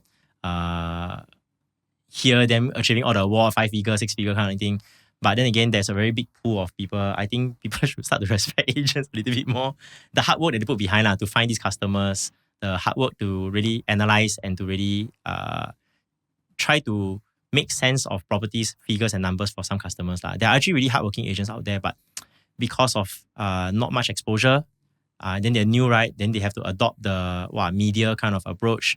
Not everybody can do that media approach. I cannot do, I mean, until now, I really dread door knocking. I don't do it anymore.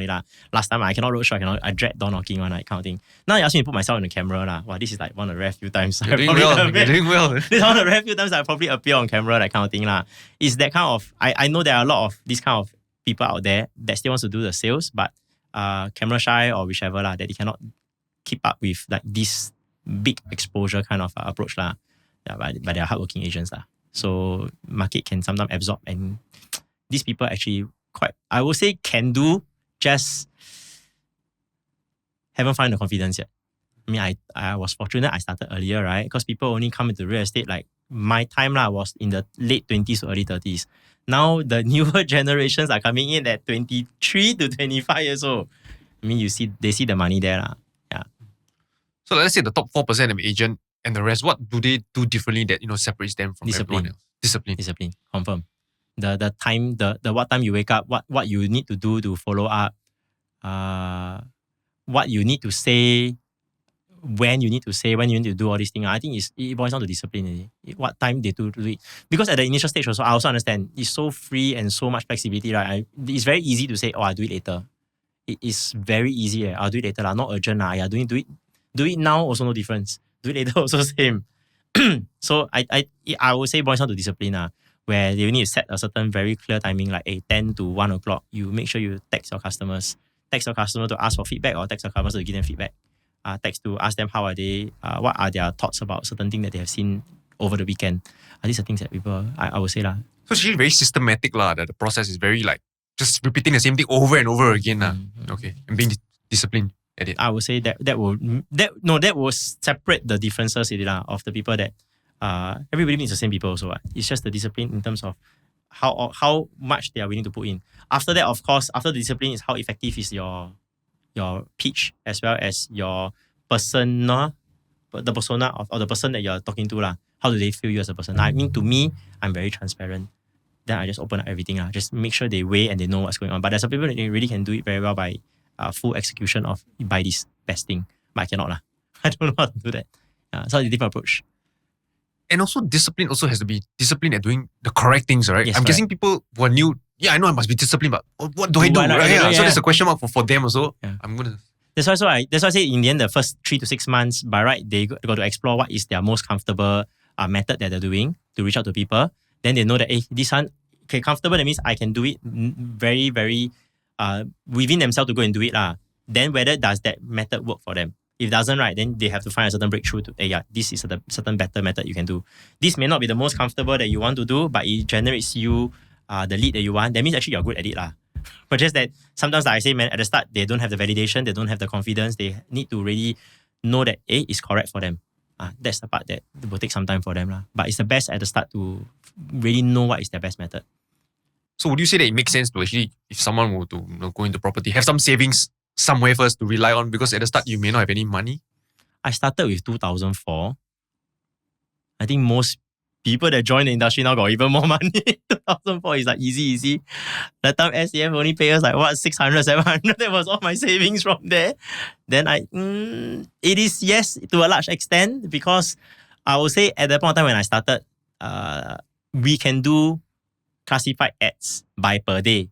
That means it cost you like $180 to $210 per day. So I didn't pay per day only. Now to sign up a property guru package, it's minimum $1,900, $2,000 one shot. So that one, I think, yes, a certain extent you will need a certain cash. But of course, there are methods that you don't have to spend money yet. That means door knocking, roadshow. If you already, it depends on the finances. If you really need the if you really don't have the resources now, there are still free methods to do. But it's just hard work, lor. But then if you got resources, then you can do Facebook ads. You can do different digital ads. Then you still can do. Okay. Yeah, I would say. So what does your day-to-day routine looks like right now? Oh, my day to day, what, 8:30 wake up, Oh, that's- I get up around 8:15, 8:30, send the kids by 9:30. Then I will start work usually around 10 to 10:15. Then until about 12:30, 1 o'clock. So the work part is more of reaching out to customers, talking to them, checking in with them, what are their thoughts about it. So customers as in like people who are prospects that haven't Haven't buy, whether it's buying or haven't buying or selling. So during the weekends, for example, I do because usually Monday easy for me. I won't work on Monday is a rest day. Usually other than the 5 o'clock later I'm going to, right? Usually it's a rest day. I can do anything else, administrative or just spending time with wife, in that sense. What happened is there will always be viewings on Friday, Saturday, Sundays. Then on Tuesday, Wednesdays are the days that I will reach out to them after they have supposedly discussed and sunken in and thought about the whole properties they have seen. Ask them about the feedback, ask them what their thoughts. Then I'll take the same feedback and give to my sellers, give to my landlords. Then they know that these are certain response and feedbacks that or comments that the people that viewed the week give them. Then after that, once I get the response from them, right, it may be on Wednesday or Thursday, I start to say, okay, what are other alternatives that I can suit for them, right? That can be a better fit for them, lah. So for buyers, I'll be like, okay, what can better fit that you're looking for? Because you give me these feedbacks that, no, I think it's too low floor. I want something brighter. Okay, then I go find, is there something else that is brighter? Then I go and find. Then Wednesday, Thursday. Then Thursday, Friday will be arranging for those units. Then also at the same time, when I'm reaching out to people on Tuesday, Wednesdays, there will be people that concerns of the market again. Then on Thursday, Fridays will be the time that I meet them again in the evening. Okay, maybe I meet down with you. Are there things that we can address? Is it just your own inner fear? Or is there certain things that we just overthink too much? Then maybe the numbers don't show that way. Then is there a certain clarity in terms of what we're working for? So the routine is usually like that one. So normal, Tuesday, Wednesday, get feedback. Then after that, Wednesday, Thursday, we'll be trying to product solve with them, find them a solution. Then Friday, we'll be arranging appointments for Saturday and Sunday. Then Monday, rest. So always Saturday, Sunday is viewing for you. Then Sunday now, I will stop around 3 p.m. just to spend time with the kids. That makes sense. Yeah. That will be routine already, right? Now you think there's a cycle. Yeah, it's a cycle. I think it'd be very beneficial to those listening, like maybe those new agents. What does a proper routine look like? Hopefully this will make sense for them. So it's usually like 10 to 1, do this thing. Then I will exercise around 4 o'clock, 4 o'clock, I'll go Muay Thai class for me or go to the gym. Then after that will be evening, I'll pick the kids at 6:30. 6:30, then 7 to 9, 10, I'll be dinner with them, shower them, then put them to sleep. Hopefully by 10:30 then after that. So you're very deliberate that after 7 p.m. weekdays, you don't do any viewing. Hard to get me. Okay. Hard to get me to show house, hard to get me to talk on the phone, that kind of stuff. Most of my agents or those people working with me, sometimes I do project sales for PropNext. Very hard to get me after 7 p.m. Norman is either eating with the family or showering the kids. The communication is very, very low. Okay. Because my next question was about to ask, because I've met some agents, they're always on their phone non-stop.